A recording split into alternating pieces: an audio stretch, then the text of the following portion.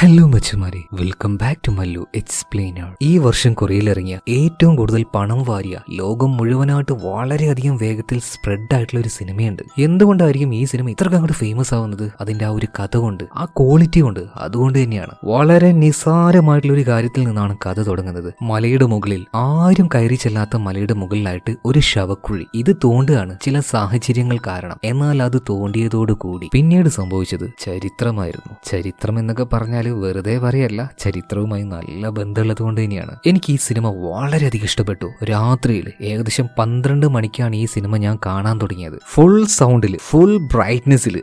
മച്ചമാരെ, വേറെ ലെവലായിരുന്നു. എക്സ്പീരിയൻസ് എന്ന് പറഞ്ഞാൽ ഇതാണ്. അപ്പൊ വെറുതെ ഇങ്ങനെ വലിച്ചു നീട്ടാതെ നേരെ കഥയിലേക്ക് പോവല്ലേ. ഇപ്പൊ രണ്ടാൾക്കാർ, ഈ സിനിമയിലെ കഥാപാത്രങ്ങൾക്ക് ഒരു ഇന്ത്യൻ ടച്ചുള്ള പേരുകളാണ് കേട്ടോ ഞാൻ കൊടുക്കാൻ പോകുന്നത്. സിനിമയുടെ ആരംഭത്തിൽ തന്നെ ഫ്ലൈറ്റിൽ കൊറിയയിൽ നിന്നും അമേരിക്കയിലേക്ക് പോകുന്ന രണ്ടാൾക്കാരെ കാണിക്കുകയാണ്. ഒരു ലേഡിയും അതുപോലെ തന്നെ അവളുടെ കൂടെ ഒരു ബോയും ഉണ്ട്. ബോയിയുടെ പേര് ബോങ്ങ എന്നാണ്. അതുപോലെ തന്നെ ആ ഒരു ലേഡിയെ മന്ത്രവാദി എന്ന് വിളിക്കാം. ഇവരിപ്പോൾ അമേരിക്കയിലേക്ക് വന്നത് അവിടെ തന്നെ ഉണ്ടായിരുന്ന ഒരു ആശുപത്രിയിൽ ഒരു കുഞ്ഞുണ്ട്. ജനിച്ചത് മുതൽ ആ ഒരു കുഞ്ഞ് കരഞ്ഞുകൊണ്ടേയിരിക്കുകയാണ്. പല ചികിത്സയും അമേരിക്കയിൽ ഏറ്റവും നല്ല ചികിത്സ തന്നെ കൊടുക്കുന്നുണ്ട്. കാരണം കൊറിയയിലെ തന്നെ ഏറ്റവും സമ്പന്നമായിട്ടുള്ള ഒരു കുടുംബത്തിലെ കുഞ്ഞാണത്. മെഡിക്കൽ സയൻസ് കൊണ്ട് ആ ഒരു കുഞ്ഞിന്റെ പ്രശ്നങ്ങൾ തീർക്കാൻ പറ്റാത്തതുകൊണ്ട് തന്നെ കൊറിയയിൽ നിന്നും 2 മന്ത്രവാദികൾ ഇങ്ങോട്ടേക്ക് വരുത്തിയിട്ടുണ്ട്. അവരെയാണ് നമ്മൾ ആദ്യം കണ്ടത്. അങ്ങോട്ടേക്ക് വരികയാണ് മന്ത്രവാദി. അവളിപ്പോ ആ ഒരു കുഞ്ഞിന്റെ തലയിൽ കൈവച്ച് നോക്കുന്നുണ്ട്, കണ്ണടക്കുകയാണ്. ആ സമയത്തുണ്ടല്ലോ അവള് കേട്ടത് വൃദ്ധനായിട്ടുള്ള ഒരു മനുഷ്യന്റെ, അല്ലെങ്കിൽ കുറെ അധികം ആൾക്കാരുടെ നിലവിളിയായിരുന്നു. ആ നിലവിളിയുടെ പെയിനാണ് ഈ കുഞ്ഞ് അനുഭവിക്കുന്നത്. വേഗം തന്നെ കൊറിയയിലേക്ക് തിരിച്ചു പോവാണ്. ആ കുടുംബത്തിലെ തന്നെ പ്രധാനിയായിട്ടുള്ള ഒരാളെ കാണുകയാണ്, സംസാരിക്കുകയാണ്. ഇയാൾ വളരെയധികം പരിഭ്രാന്തിയിലായിരുന്നു. ഇയാൾക്ക് മര്യാദ ഉറങ്ങാൻ കഴിയുന്നില്ല. കണ്ണടച്ചാൽ ആരൊക്കെയോ കരയുന്ന ശബ്ദമാണ് കേൾക്കുന്നത്.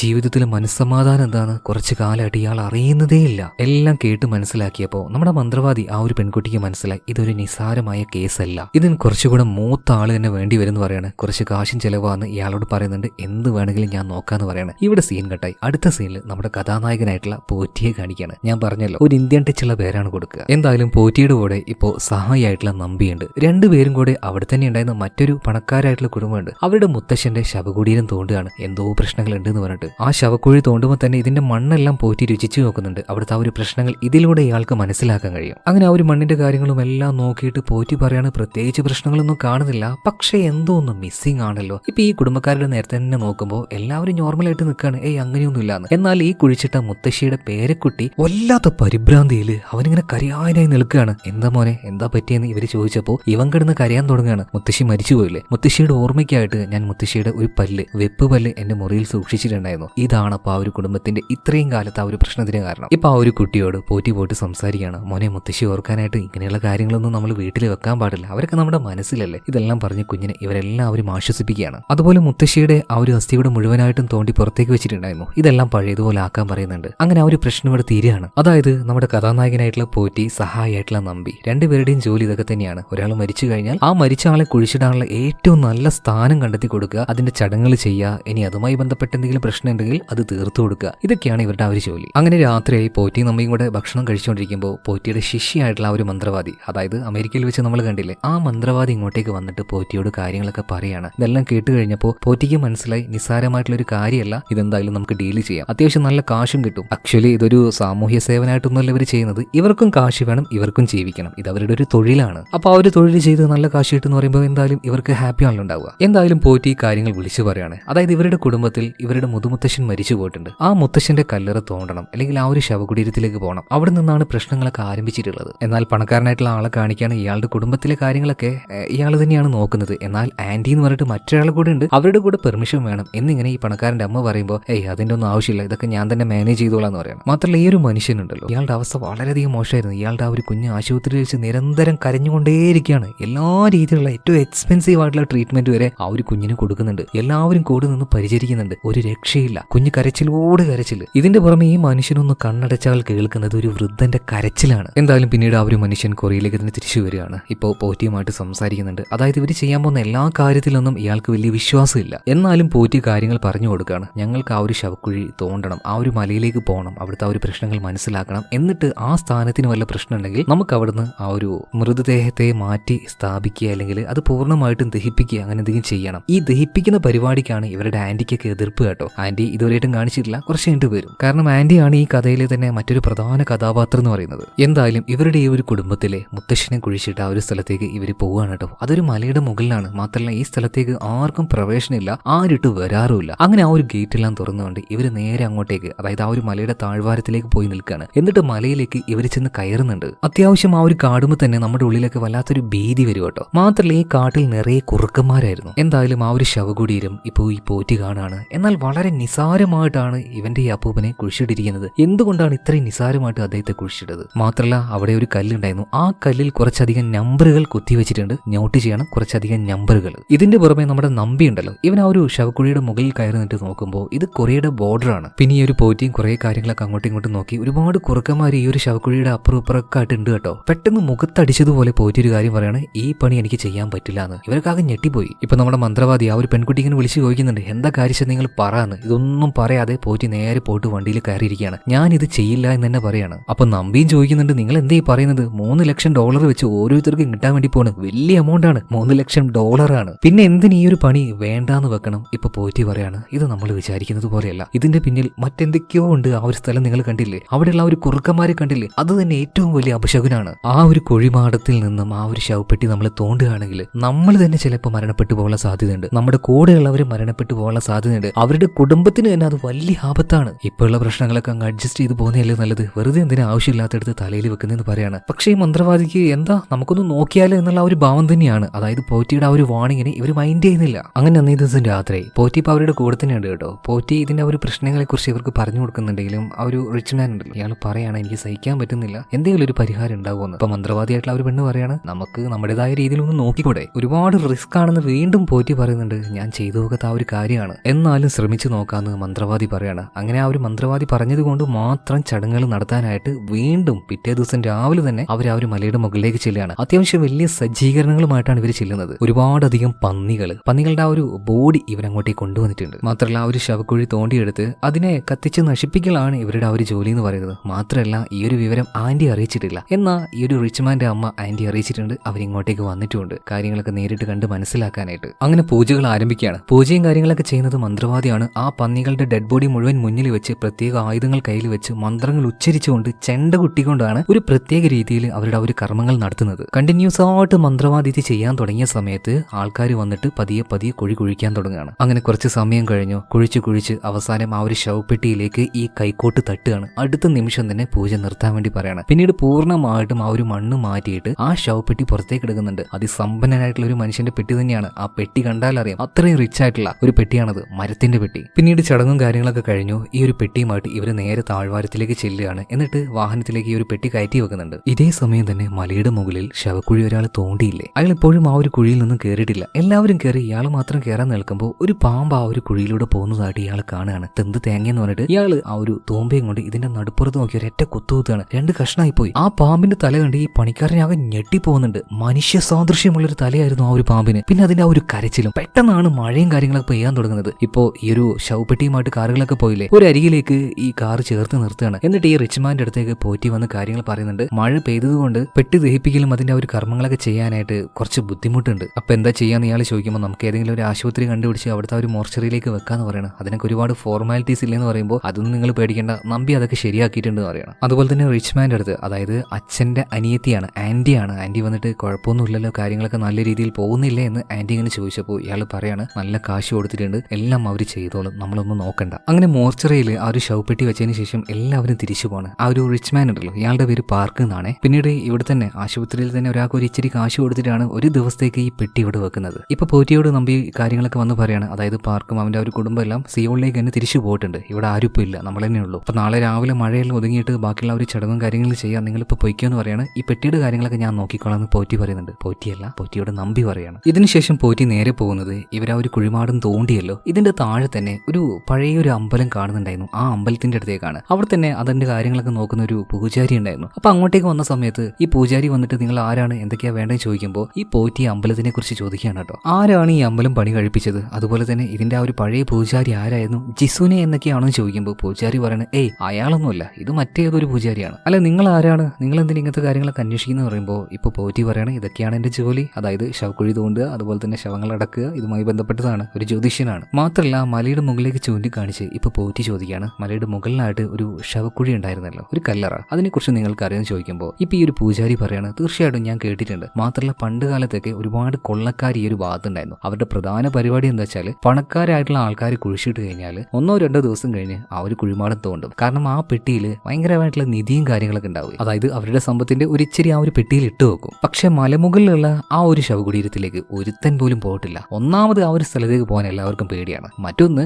ആ ശവക്കല്ലറ ഇവിടെ തന്നെ ഓഫീസർമാരിൽ ഉയർന്ന റാങ്കിലുള്ള ഒരു ഓഫീസറുടേതാണ്. അതുകൊണ്ട് തന്നെ ഇതുവരെയായിട്ടും ആ ഒരു കുഴിയൊന്നും ആരും തോണ്ടാൻ പോയിട്ടില്ല. മാത്രമല്ല കുറെ കൊള്ളക്കാരെയൊക്കെ പിടിച്ചിട്ടുണ്ട്, കുറെ പേരൊക്കെ നാട് വിട്ട് പോയിട്ടുണ്ട്. ആ കൊള്ളക്കാരിൽ ചിലരുടെ ആയുധം ഇവിടെ ഉണ്ടെന്ന് പറഞ്ഞിട്ട് ആ ആയുധങ്ങളൊക്കെ ഇപ്പൊ പോറ്റിക്ക് പൂജാരി കാണിച്ചു കൊടുക്കാണ്. ഇതേ സമയത്ത് തന്നെ ആശുപത്രിയിൽ ആ ഒരു മോർച്ചറിയിൽ കാണിക്കാണ്. ഇപ്പൊ അവിടെ ആരുമില്ല. മാത്രമല്ല ആ ഒരു ശവപ്പെട്ടി കണ്ടാൽ തന്നെ അറിയാം വളരെ ധനികനായിട്ടുള്ള ഒരു മനുഷ്യന്റെ ശവപ്പെട്ടിയാണത്. അതുകൊണ്ട് തന്നെ കാശ് മേടിച്ച് ഈ മോർച്ചറിയിലേക്ക് ഈ പെട്ടി വെക്കാൻ വേണ്ടി അനുവാദം കൊടുത്ത ആ ഒരു ഹോസ്പിറ്റലിലെ ജോലിക്കാരനുണ്ടല്ലോ, ഇയാൾ ഒരു ചുറ്റികയും വന്നിട്ട് ചുറ്റും നോക്കാണ്.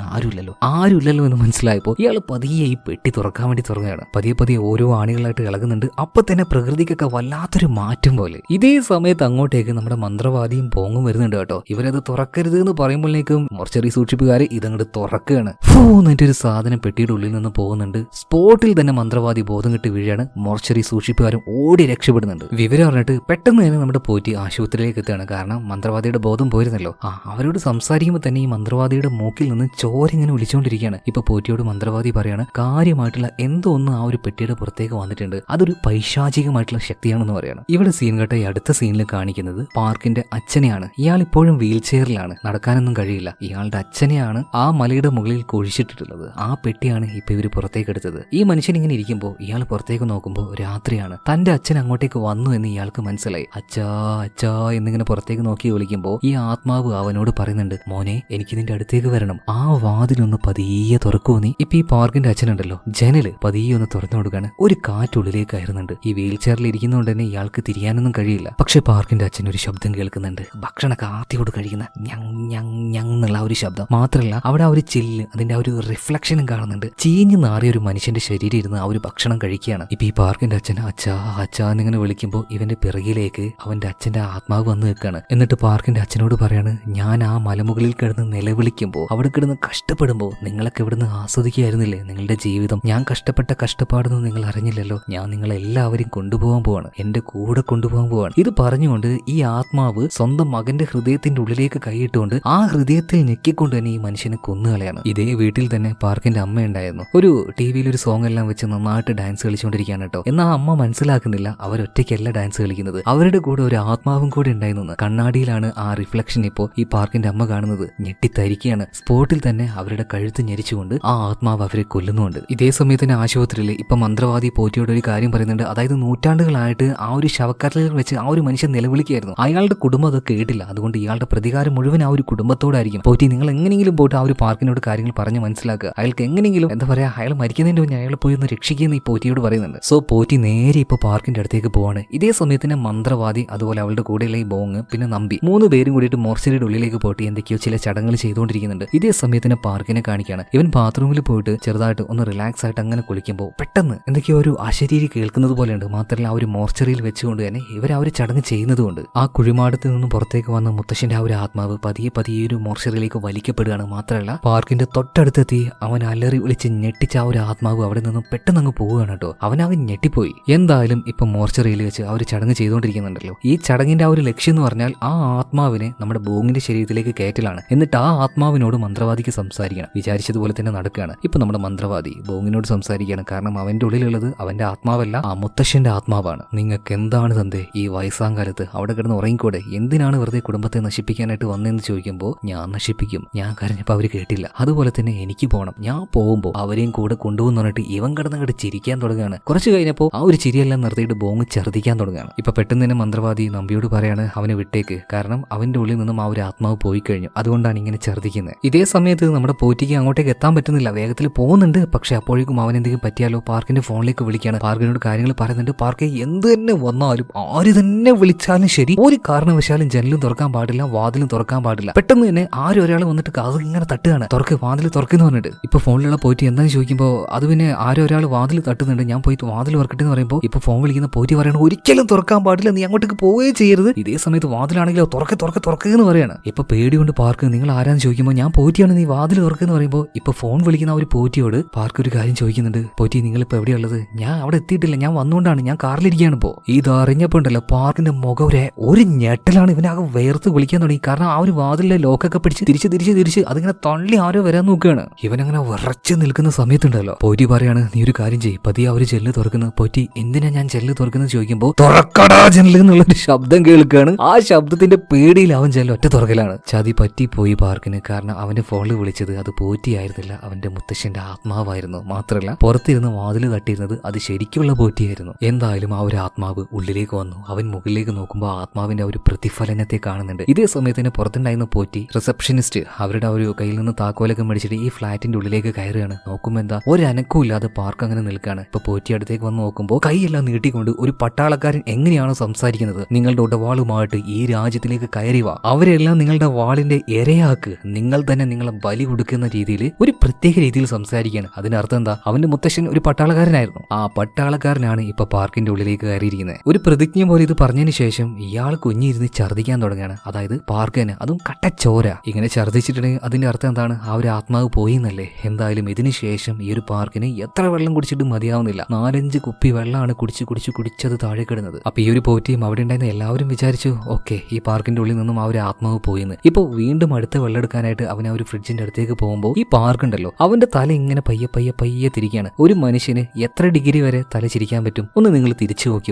ഒരു 90 ഡിഗ്രി വരെ മാക്സിമം. അത് കഴിഞ്ഞിട്ടും ഈ പാർക്ക് അവന്റെ തല ഇങ്ങനെ പതിയെ പിറകിലേക്ക് തിരിക്കുകയാണ് കേട്ടോ. എന്നിട്ട് പോറ്റിയോട് ഒരു കാര്യം പറയുന്നുണ്ട്, കടുവയുടെ നട്ടല് കുറുക്കന്മാര് കടിച്ചു എന്ന്. നിങ്ങൾ ഓർക്കണം, കടുവയുടെ നട്ടല് കുറുക്കന്മാര് കടിച്ചു പറിച്ചു എന്ന്. ഇതും പറഞ്ഞ് അവന്റെ തല ഒരൊറ്റ തിരിയലാണ് കേട്ടോ. സ്പോട്ടിൽ തന്നെ ഈ ഒരു പാർക്ക് അവിടെ നില അടിച്ച് വീഴുന്നുണ്ട്, മരിച്ചുപോയി. അങ്ങനെ ഈ മുത്തശ്ശൻ അയാളുടെ രക്തത്തിലുള്ള 3 പേരെ ഓൾറെഡി ഇപ്പൊ കൊന്നു കഴിഞ്ഞു. ഇനി നേരെ പോകുന്നത് ആ ആന്റി ഉണ്ടല്ലോ, ആ ആന്റിയുടെ ഫാമിലിയിലേക്കാണ്. അവരെയും ഓരോരുത്തരെയായിട്ട് ഈ മുത്തശ്ശൻ ഇനി കൊല്ലാൻ തുടങ്ങും. കാരണം ഇയാൾക്ക് പോകുമ്പോൾ കൂടെ തന്നെ ഈ കുടുംബത്തിലുള്ള എല്ലാവരും വേണം. എന്നാൽ ശരിക്കും നമ്മൾ വിചാരിച്ചതുപോലെ ആ ആന്റിയുടെ അടുത്തേക്കല്ല മുത്തശ്ശിയുടെ ആത്മാവ് ഇപ്പൊ പോകാൻ നിൽക്കുന്നത്. പകരം എങ്ങോട്ടേക്കാണെന്നല്ലേ, അമേരിക്കയിൽ ആശുപത്രിയിൽ കിടക്കുന്ന ആ ഒരു ചെറിയ പിഞ്ചു കുഞ്ഞുണ്ടല്ലോ അതിന്റെ അടുത്തേക്കാണ് ഇനി അടുത്തായി പോകുന്നത്. ഇപ്പൊ പോറ്റിക്ക് ഈ ഒരു കാര്യം മനസ്സിലായി. പെട്ടെന്ന് തന്നെ പോറ്റി ഒരു കാര്യം പറയാണ്, ഒന്നും നോക്കണ്ട, ഒരു ചടങ്ങും വേണ്ട, എത്രയും പെട്ടെന്ന് ആ ഒരു ശവപ്പെട്ടി നേരെ ശ്മശാനത്തിലേക്ക് കൊണ്ട് അവിടെ വെച്ച് കത്തിക്കുക. ഇപ്പൊ നമ്പി, മന്ത്രവാദി, ബോങ്ങി ഇവര് 3 പേരും കൂടെ ആ ഒരു കാര്യം ചെയ്യാനായിട്ട് ശ്മശാനത്തിലേക്ക് ആ ഒരു പെട്ടി കൊണ്ടുവന്ന് വെച്ചിട്ടുണ്ട്. കത്തിക്കട്ടെ എന്ന് ചോദിക്കുമ്പോൾ ഇപ്പൊ പോറ്റി പറയണ പറ്റില്ല, കാരണം പെർമിഷൻ വേണം, അവരുടെ കുടുംബത്തിൽ ആരുടെയെങ്കിലും ഒരു പെർമിഷൻ നമ്മൾ ഇപ്പൊ എടുക്കണം, എന്നിട്ടേ ചെയ്യാൻ പറ്റൂ. ഇപ്പൊ വേഗം തന്നെ പോറ്റി ആ ആന്റിയെ വിളിക്കുകയാണ്.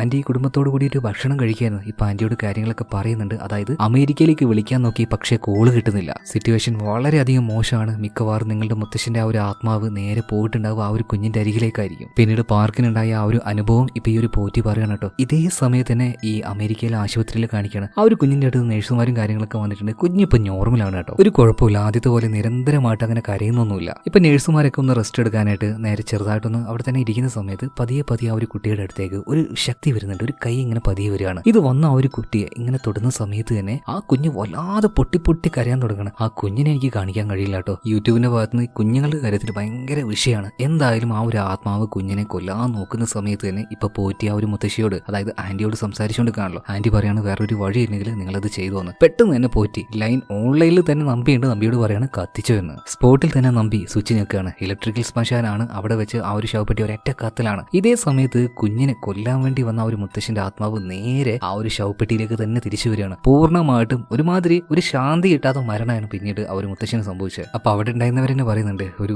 നല്ല സ്ഥലത്തേക്ക് പോവാതെ ഒരു വൃത്തികെട്ട പാഴ് ജന്മമായി പോയല്ലോ എന്ന്. എന്തായാലും പ്രശ്നങ്ങളൊക്കെ ഒന്ന് ഒതുങ്ങിയിട്ടുണ്ട്. ആ ഒരു ഫാമിലി അവരെല്ലാവരും പഴയതുപോലെ ആയിട്ടുണ്ട്. അവർക്ക് ആ ഒരു സ്വസ്ഥതയും തിരിച്ചു കിട്ടിയിട്ടുണ്ട് കേട്ടോ. എന്നാൽ വീണ്ടും പ്രശ്നങ്ങൾ തുടങ്ങാൻ പോകുന്നതേ ഉള്ളൂ. എന്താണെന്നല്ലേ, നിങ്ങൾക്ക് ഓർമ്മയുണ്ടോ, ആ ശവക്കുഴി തോണ്ടുന്ന സമയത്ത് ഒരുത്തൻ ഒരു പാമ്പിനെ കൊന്നു. ആ പാമ്പിന്റെ തലയ്ക്ക് മനുഷ്യരൂപം ഉണ്ടായിരുന്നെന്ന്. അവന്റെ അവസ്ഥ കുറച്ച് മോശമാണെന്ന് പറഞ്ഞിട്ട് ഇപ്പൊ പോറ്റി നേരെ അങ്ങോട്ടേക്ക് ചെല്ലുകയാണ്. ഇവൻ എവിടെയും പോവില്ല, വീട്ടിൽ തന്നെ. വല്ലാത്ത ഭയാണ്, എന്തൊക്കെയോ പേടി. ഇവന്റെ കണ്ണിന് ഇടക്കിടക്ക് ചോരയൊക്കെ വരും. എന്താ വിഷയം എന്ന് പോറ്റി രഹസ്യമായിട്ട് അവനോട് പോയി ചോദിക്കുന്നുണ്ട്. അവൻ സംഭവിച്ച കാര്യങ്ങളൊക്കെ പറയാണ്. ഞാൻ അങ്ങനെ ഒരു പാമ്പിനെ കണ്ടു, അതിന് മനുഷ്യന്റെ തലയായിരുന്നു. എന്നാൽ പോറ്റി ഇത് മുഴുവനായിട്ടൊന്നും വിശ്വസിക്കുന്നില്ല കേട്ടോ. മാത്രമല്ല ഒന്ന് പോയി നോക്കിക്കളയാന്ന് പോറ്റി വിചാരിക്കുകയാണ്. അങ്ങനെ ആരെയും കൂട്ടിയില്ല, ഒറ്റയ്ക്കാണ് പോറ്റിയെ നേരെ ആ ഒരു മലയിലേക്ക് പോകുന്നത്. നേരെ മലയിലേക്ക് പോയി ആ ഒരു കുഴി ഇപ്പോഴും കുഴിയായിട്ട് തന്നെ കിടക്കാണ്. ഇതുപോലെ ആ ഒരു മണ്ണിൽ വെറുതെ അങ്ങോട്ടും ഇങ്ങോട്ട് തപ്പി നോക്കുമ്പോൾ അറ്റുമുറിക്കപ്പെട്ട ആ ഒരു പാമ്പിനെ കാണാണ്. അതിന്റെ തല ശരിക്കും ഒരു മനുഷ്യരൂപമായിരുന്നു. പോറ്റി ഞെട്ടി പിറകിലേക്ക് വീഴാണ്. മാത്രമല്ല ആ മണ്ണിൽ വേറെ എന്തെങ്കിലും ഉണ്ടെന്ന് പരിശോധിച്ച് നോക്കുമ്പോൾ ഒരു പലകയിൽ തട്ടുന്നത് പോലെയുള്ള ഒച്ച കേൾക്കാണ്. ആ ഒരു മണ്ണ് മാറ്റി നോക്കിയപ്പോൾ ഒരു പെട്ടി ഉണ്ടല്ലോ, ഒരു ശവപ്പെട്ടി കുത്തൻ അങ്ങനെ നിർത്തിയിരിക്കുകയാണ്. അതായത് ഈ ശവക്കുഴിയിൽ രണ്ടാമതും ഒരു പെട്ടി. പെട്ടെന്ന് തന്നെ പോറ്റി നമ്പിയെ വിളിച്ച് പറയാണ്. നമ്പി മന്ത്രവാദിയും ബോങ്ങിനെയും കൂട്ടി ഇങ്ങോട്ടേക്ക് വരുന്നുണ്ട്. അങ്ങനെ അവസാനം ആ ഒരു പെട്ടിയെ പൂർണ്ണമായിട്ടും ഇവർ കുഴിച്ചെടുക്കുകയാണ്. ശക്തമായിട്ടുള്ള മുള്ളുകമ്പി കൊണ്ട് ആ ഒരു പെട്ടി ഇവർ കെട്ടിവെച്ചിട്ടുണ്ട്. ഇവരിങ്ങനെ പറയാണ്, ആരും ചിലപ്പോൾ തുറക്കാതിരിക്കാനായിരിക്കും എന്ന മന്ത്രം മന്ത്രവാദി പറയാണ് അങ്ങനെയല്ല, ഒന്ന് റിവേഴ്സ് ആയിട്ട് നിങ്ങൾ ചിന്തിച്ചു നോക്കുന്നു. അതായത് പെട്ടിയിലുള്ള ആള് പുറത്തേക്ക് വരാതിരിക്കാൻ വേണ്ടി. അതല്ലേ കൂടുതലായിട്ട് പീഡിപ്പെടുത്തുന്ന കാര്യം. എന്തായാലും ആ ഒരു പെട്ടി പൂർണ്ണമായിട്ടും ഇവർ പുറത്തേക്ക് എടുക്കാണ്. പക്ഷെ അത് സാധാരണ പെട്ടിയായിരുന്നില്ല, നല്ല വലുപ്പമുണ്ട്. ഒരു സാധാരണ മനുഷ്യനേക്കാളും ഒരു 10 അടി നീളമുള്ള ഒരു പെട്ടി. വളരെയധികം ബുദ്ധിമുട്ടിക്കൊണ്ട് ഇവർ നേരെ താഴേക്ക് ഈ ഒരു പെട്ടി കൊണ്ടുവരികയാണ്. ഇതിനായിട്ടുള്ള വാഹനമൊക്കെ കൊണ്ടുവന്നിട്ടുണ്ട്. പക്ഷേ ഈ പെട്ടിയുമായിട്ട് ഇവർ താഴേക്ക് എത്തിയപ്പോൾ തന്നെ രാത്രിയായിട്ടുണ്ട്. ഇപ്പോൾ അവർ പൂജാരി ഉണ്ടല്ലോ, മലയുടെ താഴ്വാരത്തിലുണ്ടായിരുന്ന അയാളുടെ വീട്ടിലേക്ക്, അവിടെ കുറച്ച് ഫാമും കാര്യങ്ങളൊക്കെ ആയിട്ടുണ്ട്, അങ്ങോട്ടേക്ക് ചെന്നിട്ട് പോയിട്ട് ഇയാളോട് സഹായം ചോദിക്കുകയാണ്. ഈ ഒരു രാത്രി ഞങ്ങൾ ഇവിടെ നിന്നോട്ടെ, കാരണം ആ ഒരു മനുഷ്യന്റെ കുടുംബം ഇങ്ങോട്ടേക്ക് വരട്ടെ. ഇങ്ങനൊരു പെട്ടി കിട്ടിയിട്ടുണ്ട്, എന്താ ചെയ്യേണ്ടതെന്ന് ആ കുടുംബത്തോട് തന്നെ ചോദിക്കണം. സോ ഈ ഒരു രാത്രി ഞങ്ങൾക്ക് അഭയം തരുമെന്ന് ചോദിക്കുമ്പോൾ തീർച്ചയായിട്ടും കുഴപ്പമൊന്നുമില്ല, ആ പെട്ടി നിങ്ങൾ എന്റെ ഷെഡിൽ വെച്ചോ എന്ന് പറയണം. അങ്ങനെ ആ ഷെഡിൽ ഇവർ പെട്ടി കൊണ്ടുവെക്കുന്നുണ്ട്. ഓർക്കണം, സാധാരണ പെട്ടിയല്ല, വലിയ പെട്ടിയാണ്. പിന്നീട് ആ പെട്ടിയുടെ ചുറ്റും കുറച്ച് അരി ഇട്ടിട്ട് ഇതിൽ നിറയെ കുതിരയുടെ രക്തമാക്കി വെക്കാണ്. കാരണം ഈ ഒരു പെട്ടിയിൽ എന്തെങ്കിലും ഒരു ദുരാത്മാവ് ഉണ്ടെങ്കിൽ അത് പുറത്തേക്ക് വരാതിരിക്കാനായിട്ട്. കുറച്ച് കഴിഞ്ഞപ്പോൾ തന്നെ ആ കുടുംബത്തിലെ അവരുടെ ആ ഒരു ആന്റി ഉണ്ടല്ലോ ഇങ്ങോട്ടേക്ക് വരികയാണ്. ഇപ്പൊ ആന്റിയോട് പോറ്റി ഒരു കാര്യം ചോദിക്കുന്നുണ്ട്. എന്തെങ്കിലും ഒരു കാര്യം നിങ്ങൾ മറക്കുന്നുണ്ടോ? മറക്കുന്നുണ്ടെങ്കിൽ പറ. ഇതേ സമയത്ത് തന്നെ ആന്റി പറയാണ്, ഞാൻ എന്ത് മറക്കാനാണ്, എനിക്കറിയില്ല എന്തിനാണ് എന്റെ അച്ഛന്റെ കുഴിമാടത്തിന് താഴെ ഇതുപോലെ മറ്റൊരു ശവപ്പെട്ടി വെച്ചതെന്ന്. എന്തിനാണ് എന്റെ അച്ഛന്റെ ശവപ്പെട്ടി ഇത്രയും മോശമായിട്ടുള്ളൊരു സ്ഥലത്ത്, അല്ലെങ്കിൽ അദ്ദേഹത്തെ മറവാടിയതെന്ന്. ഈ സമയത്താണ് പോറ്റി മനസ്സിലാക്കിയ ചില കാര്യങ്ങൾ ഇവിടെ വെച്ച് പറയുന്നത് ആന്റിയോട്. അതായത് ശരിക്കും ഇവരുടെ അച്ഛൻ കൊറിയയ്ക്ക് വേണ്ടി ഭയങ്കരമായിട്ട് പോരാടിയ ഒരു പട്ടാളക്കാരനൊന്നും ആയിരുന്നില്ല. കൊറിയയെ വഞ്ചിച്ച,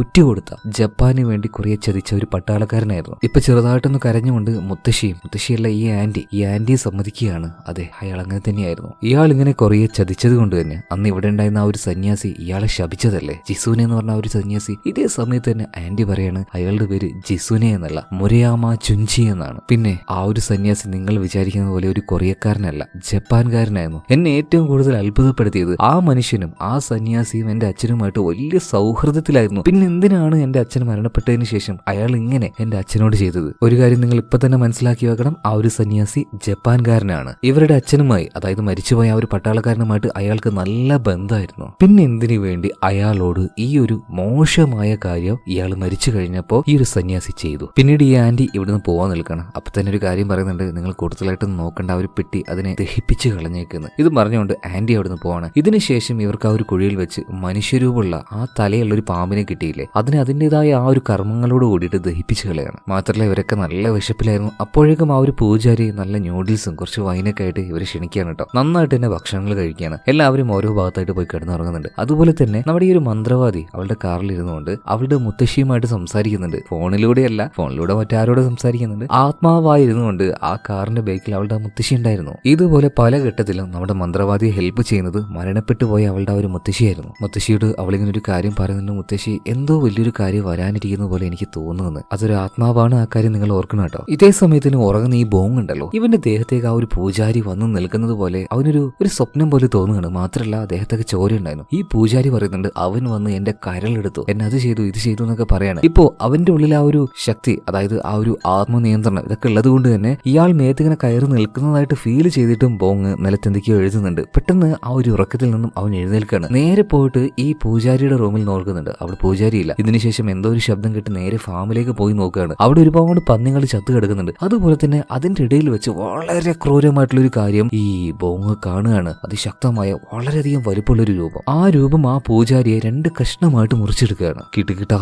വിറച്ചു പോയ ബോങ് അവിടുന്ന് ഓടുകയാണ്. കാറിലിരിക്കുന്ന മന്ത്രവാദിയോട് ഇതുപോലൊരു പ്രശ്നമുണ്ട്, വേഗം ഇറങ്ങി വാന്ന് പറയാണ്. ഇപ്പോ ഈ ഒരു മന്ത്രവാദിയും ആ ഒരു കാറിന്റെ പുറത്തേക്ക് ഇറങ്ങാൻ നിൽക്കുമ്പോൾ അവളുടെ മുത്തശ്ശിയുടെ ആത്മാവ് അവളെ തൊടുകയാണ്. നീ പറഞ്ഞതുപോലെ തന്നെ വലിയൊരു പ്രശ്നം വരാനിരിക്കുകയാണ്, നന്നായിട്ട് സൂക്ഷിക്കണം എന്ന് പറഞ്ഞിട്ട് ഇതേ സമയത്ത് തന്നെ ഈ ബോങ് നേരെ ആ ഒരു ഇവർ ആ ഒരു ശവപ്പെട്ടി വെച്ചില്ലേ ആ ഷെഡിലേക്ക് പോയി നോക്കുകയാണ്. കൂടെ തന്നെ ഇപ്പൊ ഈ മന്ത്രവാദിയും വരുന്നുണ്ട്. ഇവര് വന്ന് നോക്കുമ്പോൾ ആ ഒരു പെട്ടി പൊളിഞ്ഞു കിടക്കുകയാണ്. മാത്രല്ല വീടിന്റെ മേൽക്കൂരയും പൊളിഞ്ഞു കിടക്കുകയാണ്. ഇവരുണ്ടാക്കിയ ആ ഒരു വൃത്തുണ്ടല്ലോ, ചോര കൊണ്ടും അതുപോലെ തന്നെ അരി കൊണ്ടും അതിനെ ഈ ഭൂമിയിലൂടെ താണ്ടാതെ ആകാശത്തിലൂടെ ചാടിപ്പോയിരിക്കുകയാണ് അതിന്റെ ഉള്ളിലുണ്ടായിരുന്ന ആ ഒരു ശക്തി. പെട്ടെന്ന് തന്നെ ഈ ഒരു കാര്യം ബാക്കിയുള്ളവരെ അറിയിക്കുന്നിട്ട് ഈ ബോങ്ങിനോട് പറയുമ്പോൾ ബോങ് ഇങ്ങനെ വിറച്ചു നിൽക്കുകയാണ്. എന്താ കാര്യം മന്ത്രവാദി ചോദിക്കുമ്പോൾ ഒരു ഇത്തിരി നേരം മുന്നേ ആ ഒരു ഫാമിൽ വെച്ച് അവൻ കണ്ട കാര്യം പറയാണ്. എന്തായാലും നീ പോയി കാര്യം പറയാന്ന് പറയാണ്. ഇതേ സമയത്ത് അതിന്റെ ഉള്ളിൽ മന്ത്രവാദി മാത്രം ഒറ്റയ്ക്കുള്ളൂ കേട്ടോ. ഇപ്പൊ അവള് നോക്കുമ്പോൾ വീടിന്റെ പുറത്തായിട്ട് ഒരു ആനയുടെ ഒക്കെ കാലിന്റെ ശബ്ദം കേൾക്കില്ല, തക് തക് തക് എന്നുള്ള അതുപോലൊരു ശബ്ദം കേൾക്കുകയാണ്. അവള് നോക്കുമ്പോൾ ഈ മനുഷ്യന്റെ തല കാണുന്നില്ല. അത്രയും ഹൈറ്റില് അത്രയും പൊക്കത്തിൽ ഈ ഒരു മനുഷ്യൻ അങ്ങനെ നിൽക്കുകയാണ്.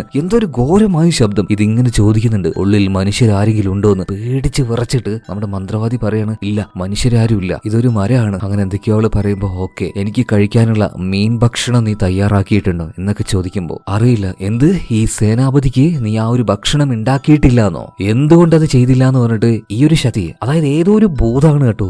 സത്യം പറയുകയാണെങ്കിൽ ഒരു മനുഷ്യന് ഊഹിക്കാൻ പറ്റാത്തൊരു വലുപ്പമായിരുന്നു. ഒരു സാധാരണ മനുഷ്യനെയല്ല വന്ന് നിൽക്കുന്നത്. ഇപ്പൊ പെട്ടെന്ന് അവളുടെ മുന്നിലേക്ക് ഒരു തല ഉരുണ്ട് വരികയാണ്. അത് ആ പൂജാരിയുടെ തലയായിരുന്നു. ആ ഒരു ഭൂതം അത് എറിഞ്ഞതാണ്. മാത്രമല്ല ഇത് പെട്ടെന്ന് തന്നെ ആ ഒരു കൂരിയുടെ മുകളിലേക്ക് കയറിയിട്ട് ആ ഓട്ടയിലൂടെ അവളെ നോക്കാണ്. നീ എന്താ പറഞ്ഞത്, മനുഷ്യനില്ല എന്നോ, നീ ഒരു മനുഷ്യനല്ലേ എന്ന് പറഞ്ഞിട്ട് അവളെ പേടിപ്പിക്കുകയാണ്. പെട്ടെന്ന് തന്നെ മന്ത്രവാദി പുറത്തേക്ക് ഇറങ്ങി ഓടുന്നുണ്ട്. അതേ സമയത്ത് തന്നെ നമ്മുടെ ബോങ്ക് ഒരു ഇരുമ്പിന്റെ ഒരു കൂർത്ത കമ്പിയുമായിട്ട് ഓടി വന്നിട്ട് ഇതിന്റെ നെഞ്ചത്തേക്ക് ഒരൊറ്റ കുത്തുകുത്തുകയാണ്. പക്ഷേ ഉണ്ടല്ലോ, ഒരു പാറയിൽ കുത്തിയതുപോലെ ആ ഇരുമ്പ് അതിനൊന്നും ഏൽപ്പിക്കുന്നില്ല. നിലത്ത് വീണെടുക്കാണ് മന്ത്രവാദി. അവൾക്കൊന്നും ചെയ്യാൻ കഴിയുന്നില്ല. അതുപോലെ തന്നെ ബോങ്ങിന്റെ തലയിലേക്ക് ഈ ഒരു രൂപം കയറി പിടിക്കുകയാണ്. പിന്നീട് അവനോട് പറയാണ്, നീ എന്റെ അടിമയാണ്, നിന്റെ ഹൃദയത്തെ, നിന്റെ കരളിനെ ഞാൻ എടുക്കാൻ പോവാന്ന് പറഞ്ഞിട്ട് അവന്റെ നെഞ്ചിന്റെ സൈഡിലൂടെ ഇവന്റെ ഈ ഭൂതത്തിന്റെ കൈകൾ തുളച്ച് കയറ്റുകയാണ്. മാത്രല്ല ഇപ്പൊ ഈ ബോങ് ഉണ്ടല്ലോ അവിടെ കുഴഞ്ഞു വീഴുന്നുണ്ട്. മന്ത്രവാദിക്കൊന്ന് എഴുന്നേൽക്കാൻ പോലും കഴിയുന്നില്ല. ആ രൂപത്തെ കണ്ടങ്ങനെ തരിച്ചു നിൽക്കുകയാണ്. ഇതേ സമയത്ത് തന്നെ രാവിലെ ആയപ്പോ കോഴി കൂവുന്നുണ്ട്. ഈ കോഴി കൂവുന്നത് കേട്ടപ്പോ സൂര്യൻ ഉദിക്കാനായല്ലോ. ഈ ഒരു രൂപം ഒരു പ്രത്യേക രീതിയിൽ കേൾക്കുമ്പോ തന്നെ പേടിയാവും. ആ രീതിയിൽ ഒരു മന്ത്രം ചൊല്ലുന്നുണ്ട്. ഉറപ്പായിട്ടും ഈ ഒരു സിനിമ നിങ്ങൾ കാണണം കേട്ടോ. ഇതൊക്കെ കേട്ട് ആസ്വദിക്കാനുള്ളതല്ലേ, തീർച്ചയായിട്ടും കാണണം. സിനിമയുടെ പേര് എക്സിയോമ എന്നാണ്. ഞാൻ പേര് അടിയിൽ കൊടുത്തിട്ടുണ്ട്. അത് ആദ്യം തന്നെ നിങ്ങൾ നോട്ട് ചെയ്തിട്ടുണ്ടെന്ന് വിചാരിക്കണം.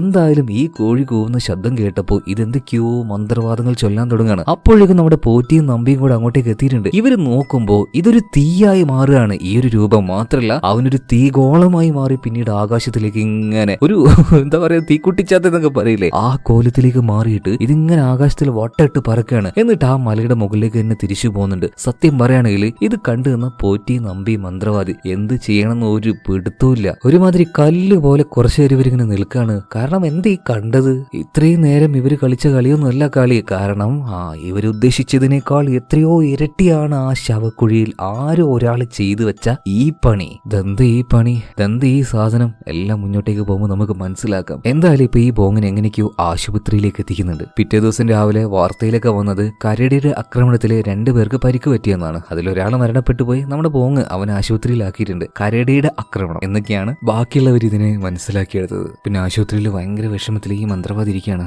അവളിപ്പോ നമ്മുടെ ഈ പോറ്റിയോട് ഒരു കാര്യം പറയുന്നുണ്ട്. സത്യം പറഞ്ഞ ഈ ഒരു ഫീൽഡിലേക്ക് അവൻ വരാൻ നിൽക്കുമ്പോൾ ഒരുപാട് തവണ ഞാൻ ഈ ബോങ്ങിനെ എതിർത്തതാണ്, വരണ്ട എന്ന് പറഞ്ഞതാണ്. പക്ഷെ അവൻ വന്നു. അവൻ വന്നപ്പോ എന്നോട് പറഞ്ഞൊരു കാര്യമുണ്ട്, ചേച്ചി കൂടെ ഇല്ലേ, പിന്നെ എന്തിനാ ഞാൻ പേടിക്കുന്നതെന്ന്. ഞാൻ ഉണ്ടായിട്ടും അവൻ ഈ ഒരു അവസ്ഥ വന്നില്ലേ. ഇത് പറഞ്ഞ മന്ത്രവാദി ഒരുപാട് കാര്യമാണ്. അപ്പൊ തന്നെ ഡോക്ടർമാർ പുറത്തേക്ക് വരുന്നുണ്ട്. നല്ലൊരു ആശുപത്രിയിലേക്ക് അവനെ മാറ്റണം എന്ന് പറയാണ്. വലിയ ഓപ്പറേഷന്റെ ആവശ്യമുണ്ട്. നട്ടലിന് വരെ പരിക്കെത്തിയിട്ടുണ്ട്. പക്ഷെ മരണപ്പെട്ടിട്ടില്ല. എന്തായാലും ഇതിനുശേഷം നമ്മുടെ പോറ്റി നേരെ പോകുന്നത് ആ ഒരു പൂജാരിയുടെ വീട്ടിലേക്കാണ്. പോകുന്ന സമയത്ത് ഇങ്ങനെ ഒരു കാര്യം ആലോചിക്കുന്നുണ്ട്. അന്ന് മരണപ്പെടുന്ന സമയത്ത് അവസാന നിമിഷം ആ ഒരു പാർക്ക് തല തിരിയുന്ന സമയത്ത് പോറ്റി നോക്കിയൊരു കാര്യം പറഞ്ഞല്ലോ. അതായത് കടുവയുടെ നട്ടല് തന്നെ കുറുനരി പൊട്ടിച്ചെടുത്തു, അതല്ലെങ്കിൽ വെട്ടിയെടുത്തു എന്ന രീതിയിൽ എന്തായിരിക്കും ഇങ്ങനെ പറയാനുള്ള ഒരു കാരണം. എന്തായാലും പോറ്റി ആ ഒരു പൂജാരിയുടെ വീട്ടിലേക്ക് എത്തി. അവിടെ ഈ കവർച്ചക്കാർ ഉപയോഗിച്ച ഒരുപാട് ആയുധങ്ങൾ ഉണ്ടായിരുന്നു പറഞ്ഞില്ലേ. ഇതെല്ലാം പോയി പരിശോധിക്കുന്നുണ്ട്. അവിടെ ഒരു പുസ്തകം ഉണ്ടായിരുന്നു. മാത്രമല്ല ഇതെല്ലാം നോക്കിയപ്പോൾ പോറ്റിക്ക് ഒരു കാര്യം മനസ്സിലായി. ആ കൂട്ടത്തിലുണ്ടായിരുന്ന ഒരാൾ കൂടിയായിരുന്നു ഈ പൂജാരി. മാത്രമല്ല ഇവർ ശരിക്കും കവർച്ചക്കാർ എന്ന് പറയാൻ പറ്റില്ല. ഇവരെല്ലാം ഒരു തരത്തിലുള്ള ഒരു പ്രൊട്ടക്ടർ ആയിരുന്നു. ദേശത്തോട് ഒരുപാട് സ്നേഹമുള്ള എന്തോ ഒരു രഹസ്യത്തെ ഇവർ വളരെയധികം സൂക്ഷിക്കാൻ വേണ്ടി നോക്കിയിട്ടുണ്ടായിരുന്നു. തീർച്ചയായിട്ടും ആ രഹസ്യം എന്താണെന്ന് ഇപ്പൊ പോറ്റിക്ക് മനസ്സിലായി. അതുപോലെ തന്നെ ആശുപത്രിയിൽ നോക്കുകയാണെങ്കിൽ ഒരു ഓപ്പറേഷൻ ബോങ്ങിന് നടത്തുന്നതിന് മുന്നേ ആയിട്ട് ഒരു ചടങ്ങ് ഇവിടെ വെച്ച് ചെയ്യാന്ന് മന്ത്രവാദി വിളിച്ചിട്ട് അവളുടെ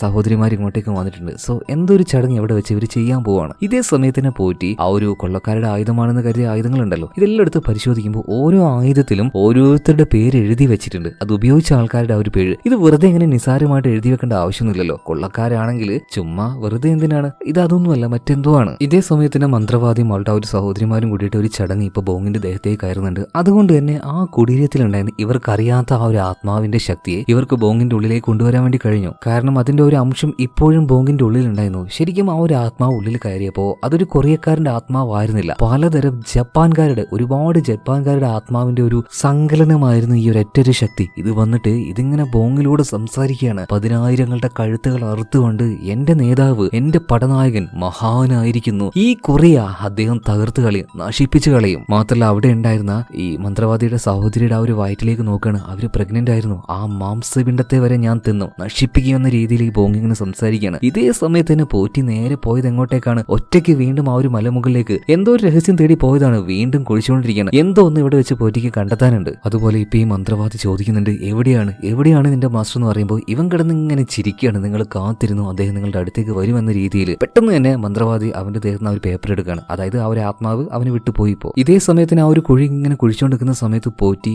മറ്റൊരു ഭീതിപ്പെടുത്തുന്ന കാഴ്ച കാണുകയാണ്. ഇന്നലെ രാത്രി ഒരു ആത്മാവിനെ കണ്ടെന്ന് പറഞ്ഞില്ലേ, ഈ ആത്മാവിന്റെ ഒരു ശരീരത്തിനെ, പച്ചയായിട്ടുള്ള ഒരു ശരീരത്തിനെ അവിടെ കാണുകയാണ്. ശരിക്കും പോറ്റി ഞെട്ടിപ്പോയി കേട്ടോ. വേഗം തിരിച്ചു വരികയാണ്. ഈ നമ്പിയോടും മന്ത്രവാദിയോടും കാര്യങ്ങൾ പറയാണ്. ഇത് നമ്മൾ വിചാരിക്കുന്നത് പോലെയല്ല, നമ്മുടെ രാജ്യത്തെ തന്നെ നശിപ്പിക്കാനായിട്ട് എന്തോ ഒരു വലിയ ശക്തിയെ അവിടെ കുടിയിരുത്തിയിരിക്കുകയാണ്. അതിനെയാണ് നമ്മൾ ഉണർത്തിയത്. തീർച്ചയായിട്ടും അതെന്താണെന്ന് കണ്ടുപിടിക്കേണ്ട ചുമതല നമുക്കുണ്ട്. പരമാവധി നമ്മളത് വേഗം ചെയ്യണം. പിന്നെ ഇടയ്ക്കിടയ്ക്ക് ആ ആത്മാവിന്റെ ശക്തി പറയുന്ന ഒരു കാര്യമുണ്ട്, കടുവയുടെ നട്ടിലിനെ കുറുനരികൾ വെട്ടിയെന്ന്. അതായത് നമ്മുടെ ഈ ഒരു രാജ്യത്തിന്റെ ഷേപ്പ് എന്ന് പറയുന്നത് ഒരു കടുവയുടെ ഷേപ്പാണ്. അതിന്റെ നട്ടിലുള്ള ഭാഗം അല്ലെങ്കിൽ ആ ഒരു കല്ലറയിൽ കണ്ട ആ ഒരു നമ്പർ അതൊരു കോർഡിനേഷനാണ്. പിന്നെ ഈ ബോബടത്തിൽ പറഞ്ഞതുപോലെ ഈ കടുവയുടെ ഷേപ്പിലുള്ള ബോബടാണല്ലോ ഇതിന്റെ ആ ഒരു നട്ടിലിന്റെ ഭാഗം, പിന്നെ ഈ കോർഡിനേഷന്റെ നമ്പർ, ഇതെല്ലാം യോജിച്ച് വരുന്ന ആ ഒരു സ്ഥലം എന്ന് പറയുന്നത് ആ ശവപ്പറമ്പ്. ഇവരുടെ എല്ലാം മുത്തശ്ശനെ കുഴിച്ചിട്ട് ആ ഒരു മലയുടെ മുകളിലായിരുന്നു. മാത്രമല്ല ഇതെല്ലാം കൊറിയയുടെ ബോർഡർ കൂടിയാണ്. പിന്നെ ഈ കടുവയുടെ നട്ടിലിനെ വെട്ടിയെടുത്തു എന്ന് പറയുന്നത് ഒരു ആയുധമാണ്, ഒരു ഇരുമ്പാണ്. ഇതൊക്കെ കൂടി അങ്ങോട്ടും ഇങ്ങോട്ടും യോജിപ്പിച്ച് നോക്കുമ്പോൾ എനിക്ക് തോന്നുന്നത് ഇതിനെയെല്ലാം ഈ ഒരു ശക്തിയെ നിയന്ത്രിക്കുന്ന അല്ലെങ്കിൽ അതിനെ കൺട്രോൾ ചെയ്യുന്ന വലിയൊരു ആയുധം, ഒരു ഇരുമ്പ് അവിടെ എവിടെയോ ഉണ്ട് എന്നാണ്. ആ ഇരുമ്പിന്റെ ദണ്ട് നമുക്ക് കണ്ടുപിടിക്കണം. ഇതെല്ലാം കേട്ടപ്പോൾ നമ്പി പറയണ, നിനക്ക് പ്രാന്താണ്.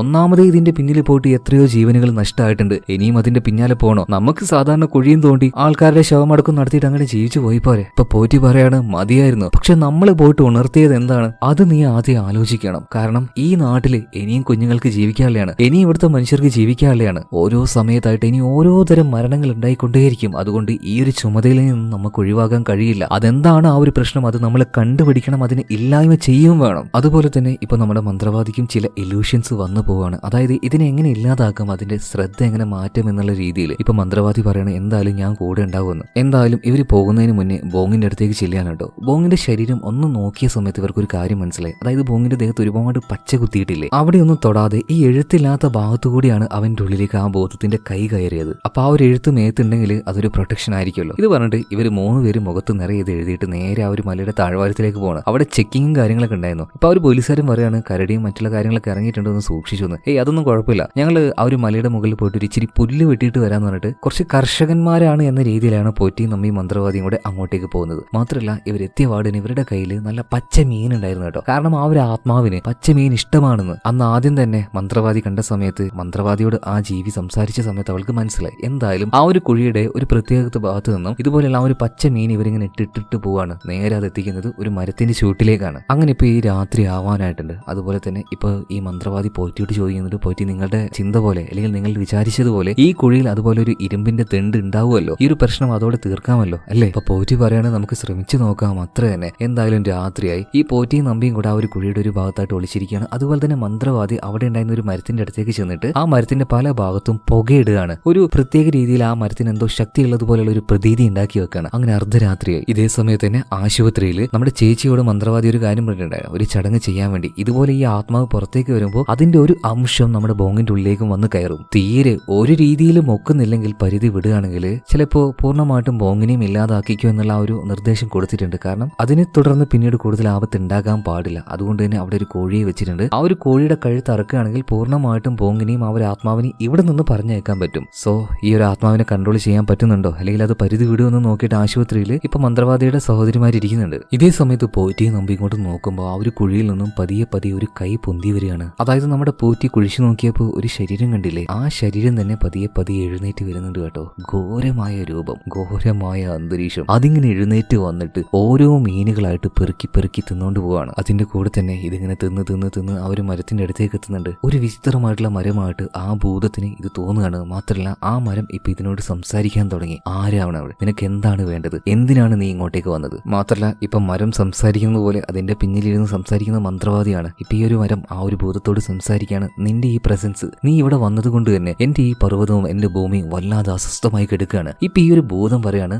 നിന്റേതോ ആ ഒരു വാക്ക് നീ ഒരു തവണ കൂടെ ഉച്ചരിച്ചിട്ടുണ്ടെങ്കിൽ. ആ ഒരു മീനും കഴിച്ചുകൊണ്ടാണ് ഈ ഭൂതം ഇതൊക്കെ പറയുന്നത്. ഈ ഭൂതം ഇവിടെ നിന്ന് ഇങ്ങനെ ചവക്കുമ്പോൾ അപ്പുറത്ത് ആശുപത്രിയിൽ ഉണ്ടായിരുന്ന ബോങ്ങും ഇതിങ്ങനെ ചവക്കുന്നുണ്ട്. അപ്പൊ ആ ഒരു ഭൂതം ഇങ്ങനെ പറയാണ്, ഈ മരത്തിന് എന്താ ഭ്രാന്ത് പിടിച്ചോ? അതുപോലത്തെ എന്തുകൊണ്ട് ഈ യുദ്ധത്തിന്റെ ശബ്ദങ്ങൾ കേൾക്കുന്നില്ല, വാളുകൾ കൂട്ടിമുട്ടുന്ന വെട്ടിപ്പൊട്ടുന്ന ഒച്ച ഞാൻ കേൾക്കുന്നില്ല. ഇതേ സമയത്ത് തന്നെ ഈ ഒരു മരം സംസാരിക്കുന്ന പോലെ മന്ത്രവാദി പറയാണ്, വിഡ്ഢി, യുദ്ധമെല്ലാം കഴിഞ്ഞു, ലോകം മാറിക്കഴിഞ്ഞു, നീ വിചാരിക്കുന്നത് പോലെയുള്ള പഴയ ലോകമല്ല എന്ന്. ഇത് കേട്ടതും ഈ ഭൂതത്തിനങ്ങോട്ട് ദേഷ്യം വരികയാണ്. ഇല്ല, ഒരിക്കലും തീർന്നിട്ടില്ല, ഞങ്ങളുടെ ലക്ഷ്യം ഇതുവരെയായിട്ടും തീർന്നിട്ടില്ല എന്നിങ്ങനെ പറയാണ്. ഇതേ സമയത്ത് തന്നെ പോറ്റിയും നമ്പിയും കൂടിയിട്ട് ആ ഒരു കമ്പി ഉണ്ടല്ലോ, ഇരുമ്പിന്റെ ദണ്ട്, ഈ ഭൂതത്തിന്റെ ശക്തിയായിട്ടുള്ള ആ ഒരു ദണ്ട് അല്ലെങ്കിൽ അതിനെ നിയന്ത്രിക്കുന്ന ആ ഒരു കമ്പി ഇതിന് ആ ഒരു കുഴിയിൽ തപ്പിക്കൊണ്ടേയിരിക്കുകയാണ്. ഇതേ സമയത്ത് തന്നെ നമ്മുടെ മന്ത്രവാദി, അതായത് ആ ഒരു മരത്തിന്റെ പിന്നിൽ നിന്നും ശബ്ദത്തിലൂടെ ചോദിക്കുന്നുണ്ട്, നീ ആരാണ്, എന്തിനാണ് ഈ ദേശത്തേക്ക് ഇങ്ങനെ വന്നത്, എന്തിനാണ് ബാക്കിയുള്ളവർ ബുദ്ധിമുട്ടിക്കുന്നത് എന്നൊക്കെ പറയുമ്പോൾ ഈ ഒരു ഭൂതം പറയാണ്, ഇതെനിക്ക് കിട്ടിയ ദൗത്യമാണ്. ആ മന്ത്രവാദി സൂത്രത്തിലൂടെ എന്നെ ഇവിടെ പൂട്ടി വെച്ചതാണെങ്കിലും കുഴപ്പമില്ല, എനിക്ക് ഇവിടെ തന്നെ നിൽക്കണം, എനിക്ക് എന്റെ ദൗത്യം പൂർത്തിയാകണം. ഒരിക്കലും തോറ്റോടിപ്പോയ ഒരു പടയെ പോലെയല്ല ഞങ്ങൾ ധീരന്മാരാണ്. ഉയർത്തിയ വാളുമായിട്ട് നിങ്ങളുടെ നാട്ടിലെ ഓരോരുത്തരുടെയും തല ഞങ്ങൾ വെട്ടിക്കൊണ്ടിരിക്കും. ഇപ്പൊ ഒരു ഫ്ലാഷ് ബാക്ക് കാണിക്കുകയാണ്. ഈ വന്നിരിക്കുന്ന ഭൂതം, ഇത് ഭൂതം നല്ലൊരു മനുഷ്യൻ തന്നെയായിരുന്നു. ഇയാൾ ശരിക്കും ആരാണെന്നല്ലേ, പണ്ടത്തെ യുദ്ധം ഉണ്ടായിരുന്ന സമയത്ത് ഉണ്ടായിരുന്ന ജപ്പാൻകാരുടെ ഒരു വലിയ ഒരു പടനായകനായിരുന്നു. 10,000-ഓളം മനുഷ്യരെ ഒറ്റയ്ക്ക് നിന്ന് പോരാടി കൊന്നവനാണ് ഈ ഒരു മനുഷ്യൻ. എന്നാൽ ഒരു ഘട്ടത്തിൽ ഈ മനുഷ്യനും തോറ്റുപോയി. ഇയാളുടെ തല കൊറിയക്കാര് വെട്ടിക്കളഞ്ഞു. എന്നാൽ വീണ്ടും ഇയാളെ ഉയർത്തെഴുന്നേൽപ്പിച്ചതാണ് കൊറിയ നശിപ്പിക്കാനായിട്ട്. ആരായിരിക്കും ഇത് ചെയ്തിട്ടുണ്ടാവുക? അതുപോലെ തന്നെ മരത്തിന്റെ പിന്നിലിരിക്കുന്ന നമ്മുടെ മന്ത്രവാദി ഈ ഒരു ഭൂതം കാണാണ്. ഇപ്പൊ അവളുടെ അടുത്തേക്ക് വരുമ്പോൾ അവളിങ്ങനെ ഞെട്ടിത്തരിച്ച് നിൽക്കുമ്പോൾ അവളുടെ പിന്നിൽ മറ്റൊരാൾ വന്ന് നിൽക്കാണ്, അവളുടെ മുത്തശ്ശിയെ കണ്ടപ്പോൾ തന്നെ മന്ത്രവാദിക്ക് ധൈര്യമായി. ഇനി നിങ്ങൾ അയക്കുമെന്നുള്ള ആ ഒരു നാട്യത്തില് മന്ത്രവാദി വേഗം ഇവിടുന്ന് പോവാണ്. ഇപ്പൊ മുത്തശ്ശിയെ നോക്കിയിട്ട് ആ ഒരു ഭൂതം അതങ്ങനെ നിൽക്കുന്നുണ്ട് കേട്ടോ. മുത്തശ്ശിയുടെ ആത്മാവാണ്. ആ ആത്മാവിന് അത്യാവശ്യം ശക്തിയും കാര്യങ്ങളൊക്കെ ഉണ്ട് തോന്നുന്നു. എന്തായാലും അത് അവിടെ വെച്ച് പനങ്ങുന്നില്ല. ഇതിനുശേഷം പോറ്റിയും നമ്പിയും കൂടെ അവിടെ കുഴി ഇങ്ങനെ പരതിക്കൊണ്ടിരിക്കുകയാണല്ലോ. പരതി അവർ മടുത്തിട്ടുണ്ട്. അവസാനം ഈ നമ്പി ഭ്രാന്ത് പിടിച്ച് പുറത്തേക്ക് പോവാണ്. നിങ്ങൾക്ക് ഭ്രാന്താണ് പറ്റി, ഇവിടെ കമ്പിയില്ല, ഒരു തേങ്ങയില്ല എന്ന് പറഞ്ഞിട്ട് പുറത്തേക്ക് ഓടുകയാണ്. ഈ സമയത്താണ് മന്ത്രവാദി നമ്പിയെ കാണുന്നത്. അതുപോലെ തന്നെ നമ്പി പറയണം, അയാൾക്ക് വട്ടാണ്, അവിടെ ഒരു തേങ്ങയില്ല എന്ന് പറയാണ്. എന്നാൽ പോറ്റിക്ക് ശരിക്കും വട്ട് പിടിച്ചതുപോലെ തന്നെ ആവുകയാണ്. ഒരു ഭ്രാന്തനെ പോലെ ആ ഒരു കുഴി വെറുതെ ഇങ്ങനെ മാന്തി നോക്കുകയാണ്. ഇതേ സമയത്ത് തന്നെ ആകാശത്തിൽ ഇവരൊരു തീഗോളം കാണുകയാണ്. അതായത് ആ ഒരു ഭൂതം എപ്പോഴാണോ അതിന്റെ ആ ഒരു കുഴിമാടത്തിലേക്ക് തിരിച്ചു വരിക, ആ സമയത്താണ് ഈ രൂപത്തിലേക്കാവുക. അതിനർത്ഥം എന്താണ്, അധികം വൈകാതെ ഇപ്പൊ പോറ്റി കുഴിച്ചുകൊണ്ടിരിക്കുന്ന അതിന്റെ ആ ഒരു കുഴിമാടത്തിലേക്ക് ഇതിൽ വരാൻ പോവുകയാണ്. പോറ്റി ഇതിങ്ങനെ ആകാശത്തിൽ കാണുന്നുണ്ട്. ഒരു തീക്കൊണ്ട് ഇങ്ങനെ ചുറ്റിക്കൊണ്ടിരിക്കുകയാണ്. പക്ഷെ സ്തബ്ധനായി പോയ ഈ ഒരു പോറ്റിക്ക് ഒന്നും ചെയ്യാൻ കഴിയുന്നില്ല. ഇവ നോക്കി നിൽക്കെ ആ ഒരു തീക്കുണ്ടം കുഴിയിലേക്ക് വന്ന് വീഴുകയാണ്. അത് പിന്നീട് ആ ഒരു ഭൂതമായിട്ട് മാറുന്നുണ്ട്. പിന്നെ പോറ്റിയുടെ അടുത്തേക്ക് ഈ ഒരു ഭൂതം വരികയാണ്. ഒരു കാര്യം പറയുന്നുണ്ട്, തീയാണ് ഈ ഭൂമിയെ സംരക്ഷിക്കുന്ന ആ ഒരു ശക്തി എന്ന് പറഞ്ഞിട്ട് ഈ പോറ്റിയോട് മറ്റൊരു കാര്യം കൂടെ പറയുന്നുണ്ട്, നീ എന്റെ അടിമയാണ്, നീ എനിക്കുള്ളതാണെന്ന് പറഞ്ഞിട്ട് ഇവന്റെ നെഞ്ചിന്റെ സൈഡിലൂടെ കൈ കയറ്റിയിട്ട് അവന്റെ ആ ഒരു ഹൃദയത്തിനെയും കരളെയൊക്കെ കയറി പിടിക്കാൻ നോക്കുകയാണ്. എന്നാൽ അപ്പോഴേക്കും അങ്ങോട്ടേക്ക് വന്ന മന്ത്രവാദിയും നമ്പിയും കൂടെ ഒരു വലിയ ടിന്നില് കുതിരയുടെ രക്തം കൊണ്ടുവന്നിട്ടുണ്ടായിരുന്നു. ആ കുതിര രക്തം ഇതിന്റെ മേത്തേക്ക് അങ്ങ് ഒഴിക്കുകയാണ്. ഇതിനെ കുതിര രക്തം തീരെ പറ്റില്ല കേട്ടോ. ശരീരം ഉരുകിക്കൊണ്ട് ഇത് പിന്നിലേക്ക് വീഴാണ്. ഇതേ സമയത്ത് തന്നെ നമ്മുടെ പോറ്റി നിലത്ത് വീണു പോയിട്ടുണ്ട്. ഇവനൊരു കാര്യം ഇങ്ങനെ മനസ്സിൽ ആലോചിക്കുന്നുണ്ട്. അതായത് ഈ ഭൂതത്തിന്റെ ശക്തി അത് ജലമാണ്, അതുപോലെ തന്നെ ഇതിന്റെ മറ്റൊരു ശക്തി എന്ന് പറഞ്ഞാൽ അത് ലോഹമാണ്, ഇരുമ്പാണ്. അപ്പൊ തീയുടെ എതിരെന്താണ്,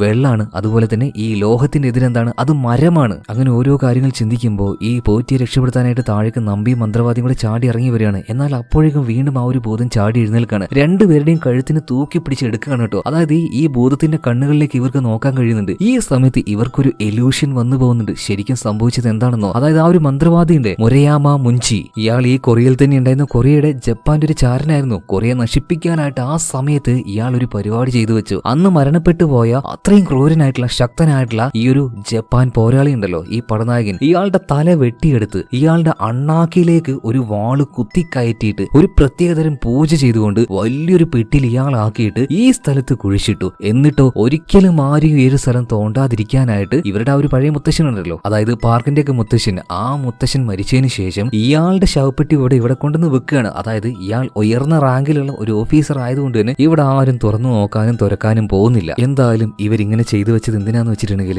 ഇനി ജപ്പാൻ ആ ഒരു യുദ്ധത്തിൽ തോറ്റാലും കൊറിയ നശിച്ചു പോകാനായിട്ട്, കൊറിയയുടെ ആ ഒരു ഭൂമി തന്നെ ഇല്ലാതായി പോകാനായിട്ട് ഇയാൾ ഭൂമിക്കടിയിൽ ഒളിപ്പിച്ചു വെച്ച വലിയൊരു കൂടോത്രം എന്നൊക്കെ പറയാം, അല്ലെങ്കിൽ ഒരു നാശം മാത്രം ചെയ്യാൻ കഴിയുന്ന ഒരു സൂപ്പർ നാച്ചുറൽ പവർ. അതുപോലെ തന്നെ മറ്റൊരു രഹസ്യം കൂടെ ഈ ഒല്യൂഷനിലൂടെ ഇവർക്ക് മനസ്സിലായി. ഇവർ തേടി വന്ന ആ ഒരു വാള് അല്ലെങ്കിൽ ആ ഒരു ഇരുമ്പിന്റെ ദണ്ട് എന്ന് പറയുന്നത് അത് ഈ ഭൂതത്തിന്റെ അണ്ണാക്കിലേക്ക് തിരികെ വെച്ച് ഇതിന്റെ ശരീരത്തിന്റെ ഉള്ളിലാണുള്ളത്. ഇതേ സമയത്തിന് പോറ്റി ഒരു കാര്യം മനസ്സിലാക്കിയല്ലോ, ഈ ജീവിയുടെ ശക്തി എന്ന് പറഞ്ഞാൽ അത് തീയാണ്, അതുപോലെ തന്നെ ഇതിന്റെ ഉള്ളിലുള്ള ആ ഒരു ലോഹമാണ്. തീക്കെതിരെ വെള്ളം, അതുപോലെ തന്നെ ലോഹത്തിനെതിരെ മധുരം. ഇപ്പൊ ഈ ഒരു പോറ്റി ആ ഒരു കുഴി കുഴിക്കാൻ ഉപയോഗിച്ച ആ ഒരു പിക്കാസ് ഉണ്ടല്ലോ, ഇതിന്റെ ആ ഒരു മരത്തടി, ഇതിൽ ഒരുപാട് എഴുത്തുകൾ ഉണ്ടായിരുന്നു, അതിൽ കുതിരയുടെ രക്തമായിട്ടുണ്ട്. ഇപ്പൊ പോറ്റി ഒരു ഊഹത്തിന്റെ പുറത്ത് ആ ഒരു മരത്തിന്റെ തടിയെടുത്ത് ഇതിന്റെ കാലിനിട്ട് ഒരേറ്റ കുത്തു കൊടുക്കാണ് കേട്ടോ. ഇരുമ്പ് കൊണ്ടുപോലും ഇതിന്റെ ദേഹത്ത് ഒരു പരിക്കും ഏൽപ്പിക്കാൻ കഴിയില്ല. അതെങ്ങനെയാണ് മനസ്സിലായത്? അതായത് പോറ്റി ഇങ്ങനെ കുത്തിയപ്പോൾ ഈ ജീവിക്ക് വേദനയായി. ഇതിങ്ങനെ നിലവിളിച്ചുകൊണ്ട് നമ്പിയും മന്ത്രവാദിയും താഴെ കിട്ടു. അടുത്ത നിമിഷം തന്നെ നമ്പി അവിടെ ഉണ്ടായിരുന്ന ഒരു കോടാലി വെച്ച് ഒരൊറ്റ വെട്ടുന്നുണ്ട്. അത് ഇരുമ്പാണ്, പക്ഷെ ഒരു പോറൽ പോലും ആ ഒരു ഇരുമ്പ് കൊണ്ടൊന്നും ചെയ്യാൻ കഴിയുന്നില്ല. പക്ഷെ പോറ്റി എന്താ ചെയ്തെന്ന് വെച്ചിട്ടുണ്ടെങ്കിൽ, മരത്തിന്റെ തടി ഉണ്ടല്ലോ, അതിൽ നിറയെ രക്തമാണ്, ജലമാണ്, അതുപോലെ തന്നെ ലോഹത്തിനെതിരായിട്ടുള്ള മരമാണ്. ഈ മരം വെച്ച് ഈ ഭൂതത്തിന്റെ ഷോൾഡർ നോക്കി ഒരേറ്റ വീശുകയാണ് കേട്ടോ. ഭൂതത്തിന്റെ ശരീരം രണ്ടായിട്ട് പിളർന്നു പോകുന്നുണ്ട്. അതിന്റെ കൂടെ തന്നെ ആശുപത്രിയിൽ ഉണ്ടായിരുന്ന ബോങ് വല്ലാതെ വയലന്റ് ആയിരുന്നു കേട്ടോ. ഇത് പരിധി വിട് എന്ന് മനസ്സിലായതുകൊണ്ട് മന്ത്രവാദിയുടെ സഹോദരിമാർ ആ ഒരു കോഴിയുടെ കഴുത്തിറക്കാൻ വേണ്ടി നിൽക്കണം. ഇതേ സമയത്ത് തന്നെയാണ് ഈ ഒരു ഭൂതം ഇവിടെ ചത്ത് വീഴുന്നതും. അതായത് അതിന്റെ ആ ഒരു ശക്തി ക്ഷയിച്ചു കഴിഞ്ഞു. ഇതേ സമയത്തിന് ബോങ് വായിൽ നിന്നും കട്ടച്ചോര ഛർദ്ദിക്കുകയാണ്. അവന്റെ ഉള്ളിൽ നിന്നും ആ ഒരു ആത്മാവ് പോയി, അതുപോലെ തന്നെ ആ ഒരു ശക്തി നശിച്ചുപോയി. ഇതിങ്ങനെ നോക്കി നിൽക്കുക. നമ്മുടെ പോറ്റി നിലംപൊത്തി വീഴുകയാണ്. കാരണം അവന്റെ ഉള്ളിൽ വലിയൊരു പരുക്ക ഒരു ഭൂതം ഉണ്ടാക്കിയിട്ടുണ്ട്. എന്തായാലും ഇതിനുശേഷം വേഗം തന്നെ പോറ്റി ആശുപത്രിയിൽ കൊണ്ടുവന്നിട്ട് നമ്പി മന്ത്രവാദി ഒരുപാട് പേടിച്ചെങ്കിലും അദ്ദേഹം മരണപ്പെട്ടില്ല. ചികിത്സയും കാര്യങ്ങളൊക്കെ കൊടുക്കാണ് ജീവിതത്തിലേക്ക് തിരിച്ചു വരുന്നുണ്ട്. അതുപോലെ തന്നെ ബോങ്ങിനെ നോക്കുകയാണെങ്കിൽ അവനും പരിക്കുകൾ മാത്രമേ ഉള്ളൂ, മരണപ്പെട്ടിട്ടില്ല. അവനും തിരിച്ചു വന്നിട്ടുണ്ട് കേട്ടോ. കുറച്ച് ദിവസം കഴിഞ്ഞു, എല്ലാം പഴയതുപോലെയായി. ഇപ്പൊ നമ്മുടെ നമ്പിയും പോറ്റിയും അവരെന്ത് ജോലിയാണ് ചെയ്യുന്നത് അത് സ്വാഭാവികമായിട്ട് അത് ചെയ്തുകൊണ്ട് തന്നെ അങ്ങനെ പോവാണ്. പിന്നെ അവസാനം നമ്മുടെ പോറ്റിയുടെ മകളെ കാണിക്കുന്നുണ്ട് കേട്ടോ. അവള് ലണ്ടനിലായിരുന്നു, ഇപ്പൊ അവൾ ഇങ്ങോട്ടേക്ക് വന്നിട്ടുണ്ട്. ഇന്ന് അവളുടെ വിവാഹമാണ്. സോ അവരുടെ ഒരു വിവാഹം എല്ലാം കഴിഞ്ഞു ഫാമിലി ഫോട്ടോ എടുക്കാൻ നിൽക്കുകയാണ്. ഇതേ സമയത്ത് തന്നെ പോറ്റി നമ്പിയും മന്ത്രവാദിയും മോങ്ങിനെയും വിളിക്കുമ്പോൾ നമ്പി പറയണേ ഏയ് വേണ്ട, അത് നിങ്ങളുടെ കുടുംബല്ലേ, ഒന്നും ഇങ്ങോട്ട് വാട വന്നിട്ട് നമ്പിയെ വിളിക്കുകയാണ്. ഇപ്പോ ഈ മന്ത്രവാദിയും ബോങ്ങും നമ്പിയും കൂടെ നേരെ പോയിട്ട് ആ ഒരു ഫാമിലി ഗ്രൂപ്പിൽ നിൽക്കുകയാണ്, ഫോട്ടോ എടുക്കുന്നുണ്ട്. ഇത് കാണിച്ചുകൊണ്ട് സിനിമ ഇവിടെ തീരുകയാണ്. ഒന്ന് ആലോചിച്ച് നോക്കിയേ, ഒരു നിസാരമായിട്ടുള്ള ശവക്കലറ, അവിടുത്തെ ഒരു ആത്മാവിന് എന്തൊക്കെയോ പ്രശ്നങ്ങൾ എന്ന് പറഞ്ഞിട്ട് അത് തോണ്ടിയ ഇവര് കണ്ടെത്തിയ രഹസ്യങ്ങൾ, അത് ഈ രാജ്യത്തെ തന്നെ നശിപ്പിക്കാൻ പോകുന്ന രഹസ്യങ്ങളായിരുന്നു. എന്തായാലും കഥ ഈ കേൾക്കുന്നത് പോലെയല്ല, അതൊരു വേറെ ലെവൽ എക്സ്പീരിയൻസ് ആണ് കാണുമ്പോൾ കേട്ടോ. തീർച്ചയായിട്ടും കാണാൻ ശ്രമിക്കുക. അപ്പൊ എന്തായാലും ഇതുപോലെ മറ്റൊരു നല്ല കഥയുമായിട്ട് നമുക്ക് വീണ്ടും കാണാം. Okay, by.